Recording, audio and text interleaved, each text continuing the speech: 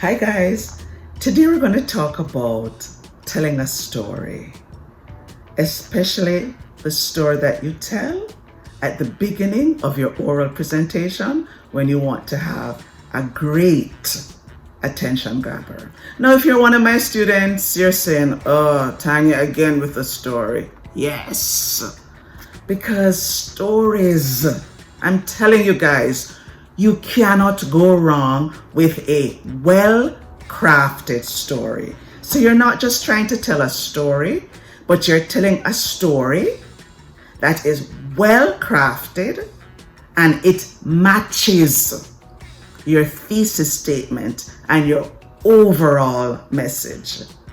Because there's nothing more disappointing than getting a great story. When you hear the thesis, you're left wondering, why did you tell that story? Because it's a great story. You felt something, there was an emotional connection, but it had nothing to do with your thesis. And I'm going to give you a framework that you can use. It's the and, but, therefore framework. When you tell your story, fit it in to and, but, therefore. If it's not fitting that structure, then it may need some tweaking. Now, a lot of times I hear stories and they fulfill one part of the framework, the and, where you're told about a lot of things that happened. I went to the movies and I saw my friend and we had a good time and we were there for 3 hours. It's a string of events. Most times when I hear stories, it's a string of events. But the string of events mean that you fulfilled one part, only one part of the story. Then we have to hear but. There has to be a but. Something must happen that creates a challenge for the protagonist. So if you're the protagonist and you're talking about yourself, there must be a but. There must be a challenge.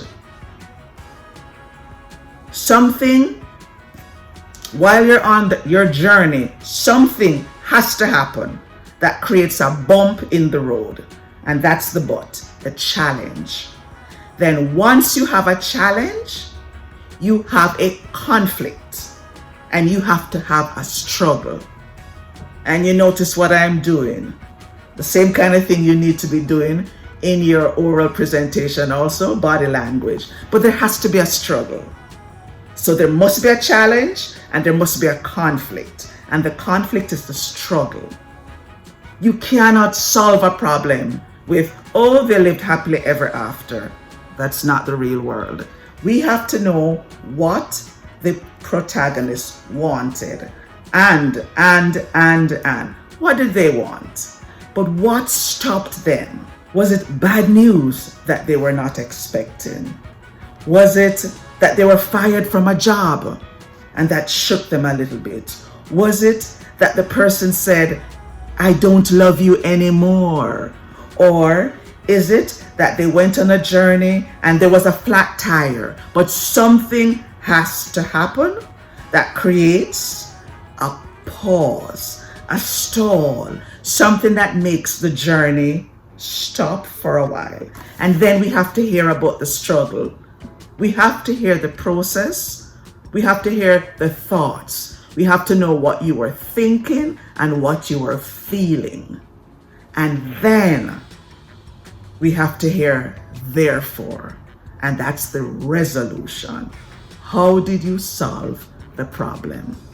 Now, you can solve the problem positively or negatively, but you have to solve the problem and there has to be change. Even if it's negative change, there has to be a change. So if you want to tell a true story, we have to know the and, we have to know the but, we have to know the therefore, and we must hear about the change. So it means that the way you started the story should not be the way you end the story. We have to see the process of change. Now, when there is change, there is a story. If there's no change, there is no story. Now, I know a lot of times we use the term story very loosely. We say, I have to tell you this story. I have to tell you what happened to me today. You know, I was walking along Granville Island and this guy just came up to me and he said, that's the and. That's the series of events. That's not the story. But we need the and, you know? We need to hear all the things that happened. So that's good. Good start. However, we need to hear but, the conflict. And then we need to hear the resolution. Now let me give you some more tips about some things that you want to include when you've worked out your and, but, and therefore. And when you tell the story, always remember to add the emotional texture. Most times when we tell stories, we make it seem like it's only about the logos, the facts. But we also want to ensure that we include the emotions. So add emotional texture. So when you're telling the story and you're doing and, but, and therefore, let me tell you what you want to include in each section. For the and part, you want to tell us as much about when, who, and where. All of that must be included in the section which we call the and section, which is really the start of the story. For example, in July of 2013, I did this, she did that, we were walking along Granville Island, we did this, it was 6 p.m. at night. We want to hear all of those things because we need to know the setting. Then we want to hear the middle part, and that's where we're going to find out the but. In that section, we want to hear a few things. We want to know a little bit more about the context. We want to hear about the conflict. We want to hear about the struggle. And we want to hear where you are struggling to get to the resolution. We want to get the impression that you're trying to make a decision. And then the third part is the ending. And that is when we must hear what decision you made. We want to hear about the actual resolution, the therefore part of the story. Now, we don't want you to say the moral of the story was, and we don't want you to say the takeaway is, but we want you to make sure it's nuanced, and we want to make sure that we get it, even without you saying this is what it is. But we want to hear the resolution. Okay? So, when you write that story, think in terms of and, but, and therefore. If you think and, but, and therefore, you cannot go wrong. But like I said, most times people stop at the and. It's not a story unless there's a but, which means there's conflict and there's change. If there is no change, there is no story.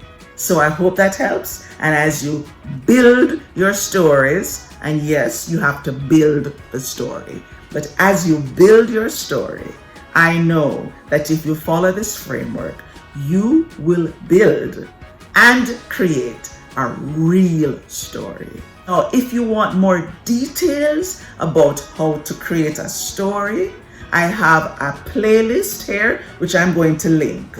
And in that playlist, I begin with how to find stories, how to craft stories, how to deliver the stories. You will get more details on storytelling. But this is a quick 1, 2, 3, 1, 2, 3, and but therefore.